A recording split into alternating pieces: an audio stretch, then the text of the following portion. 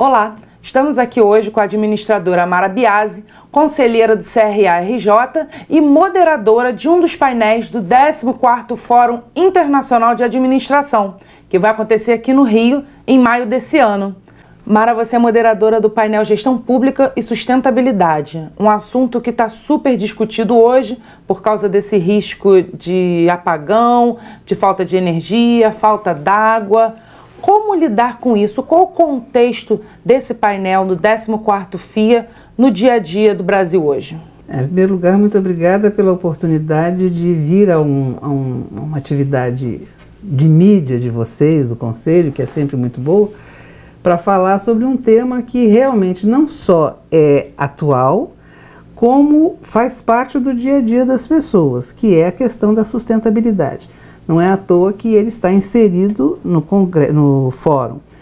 E ele está na perspectiva de gestão pública, porque a sustentabilidade ela pode ser traduzida como uma forma de viver hoje para que as coisas consigam existir em boa qualidade no futuro. Então, quando nós falamos em sustentabilidade, nós podemos pensar na questão ecológica, né, o desenvolvimento sustentável, pensar nas florestas, mas há também outras vertentes de sustentabilidade não tão faladas, mas igualmente importantes e igualmente conhecidas, que é a sustentabilidade institucional, a sustentabilidade política, a sustentabilidade econômica, a sustentabilidade do próprio desenvolvimento. Então você pode falar sobre sustentabilidade sob diversos enfoques. A gestão pública traz os dois aspectos, aliás, na verdade três, que é o que o governo faz, o que a população recebe ou a população participa e o que o setor privado faz ou deixa de fazer. Então, sustentabilidade pressupõe a inter-relação de diversas dimensões, a econômica, a fiscal, a institucional, a política, e pressupõe a integração, a interdependência de vários setores. Não existiria jamais uma sustentabilidade, pode-se dizer assim, positiva, se a gente estiver pensando em uma coisa só. Mesmo quando a gente fala em florestas, a gente está pensando em chuva, sol, seca, bichos, queimadas, homens, exploração. Então, tudo entra no processo que a gente tem que olhar como sustentabilidade. Daí a importância da gente tratar disso no Congresso e na cabecinha das pessoas que certamente deverão ir ao Congresso, ao Fórum, perdão, porque vai ser uma excelente oportunidade para nós administradores pensarmos o futuro da nossa profissão. E mesmo se tratando de um painel chamado Gestão Pública, é importante destacar que tem a ver com todos os aspectos. Todos. Porque gestão pública em sustentabilidade não vai acontecer sem a parceria com o setor privado, né? Cada um tem o seu papel. Quando você fala em governo, né, às vezes as pessoas pensam só no arcabouço legal. Mas você tem que pensar que governo, ou seja, a área de atuação do setor público, ele é composto de vários segmentos, e um dos segmentos não tão explorado é o segmento população. Depois de 1988, a Constituição Federal assegurou maior participação da população, que antes não era assegurada, embora houvessem algumas iniciativas já de porte para se dizer que a população participava, mas na verdade a Constituição formalizou a participação da população na medida em que ela foi chamada de Constituição Cidadã. Sim. Então, quando a gente fala em gestão pública, a gente está falando nas pessoas, no povo, na cidade, nos governos municipais, estaduais e federais, está falando na relação internacional também do nosso país em diversos temas. Quando o Brasil assina um protocolo de intenções lá na Dinamarca, lá em Kyoto, na verdade ele está assinando um compromisso de trabalhar no Brasil para coisas que outros aqui também assinaram os protocolos, vão trabalhar em seus respectivos países. Então, sustentabilidade é global. Verdade. Né? No caso do nosso fórum, muito interessante é que nós vamos abordar a questão da sustentabilidade e gestão sobre vários aspectos. Por exemplo, nós pretendemos abordar sobre a questão da formação para a atuação em governos. Ninguém ignora que as administrações públicas têm uma carência de pessoas qualificadas, uma carência até quantitativa de pessoas qualificadas em todas as profissões. E se nós considerarmos os países mais carentes do que o Brasil, essa falta de gente é muito maior, substancialmente maior. O Brasil deu passos enormes e até muito rápidos no que diz respeito à qualificação das pessoas. Ainda temos um longo caminho a percorrer, é verdade. Sim. Mas já avançamos bastante. Mas quando nós pensamos em outros lugares que estão numa fase que nós estávamos há 30, 40, 50 anos atrás, quando você junta a necessidade de formar pessoas e a noção de sustentabilidade e gestão, que é uma noção que com a globalização tomou conta do pensamento da administração do mundo, você vê que as atividades de capacitação, de formação, já estão atuando com base na necessidade de você dar sustentabilidade à formação de pessoal para atuar na área pública, por exemplo. Então tem um exemplo, um caso bem sucedido de sustentabilidade que se dá na África, mais precisamente em Angola. Existem em outros países também, mas o caso específico que eu vou falar é o de Angola. Em Angola, eles conseguiram incluir na política pública de desenvolvimento a formação de pessoas em administração para que elas atuem como técnicos no governo depois de formadas. Então, o que acontece? O governo nacional recruta nas províncias, que correspondem aos nossos estados, recruta jovens de acordo com o currículo escolar, né, não sei quais são os critérios, mas talvez os melhores avaliados e tal, leva esse pessoal numa bolsa para morar na capital e estudar administração durante 3, 4 anos, acho que é 4 anos no curso lá.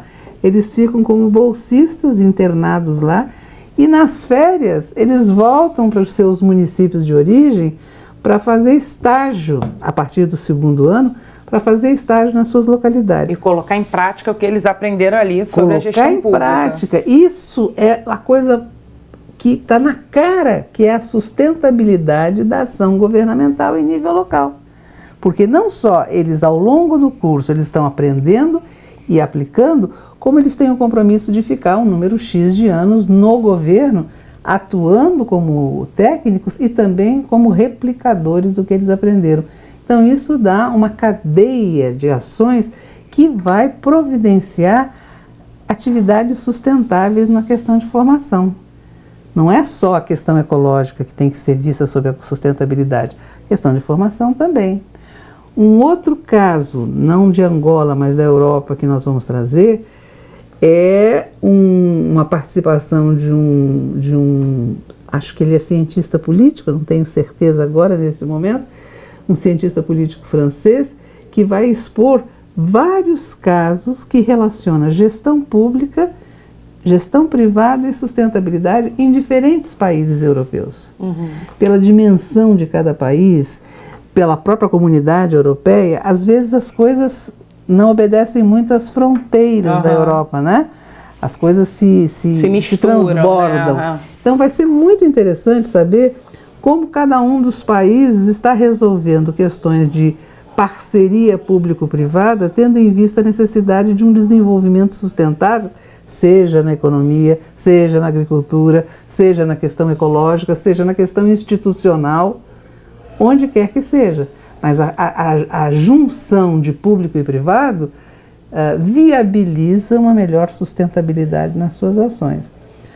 Além desses 2 exemplos que eu te dei, nós também pretendemos no fórum trabalhar um pouco com a questão das cidades que se desenvolvem. E nesse sentido a gente tem algumas possibilidades. Uma bastante interessante que é o plano estratégico de Rabat. Rabat fica no Marrocos e ele acaba de aprovar um plano estratégico para a cidade, que é uma das mais antigas da região e que está passando por transformações econômicas e ecológicas e financeiras e políticas de muita importância, e o desenvolvimento urbano, os instrumentos urbanos, os sistemas urbanos que eram muito antigos também estão se modernizando. Então, como mexer com tudo isso? Como transformar o que existia naquilo que vai precisar existir no futuro e que entram investimentos do setor privado, investimentos do setor público e transformam os hábitos da população.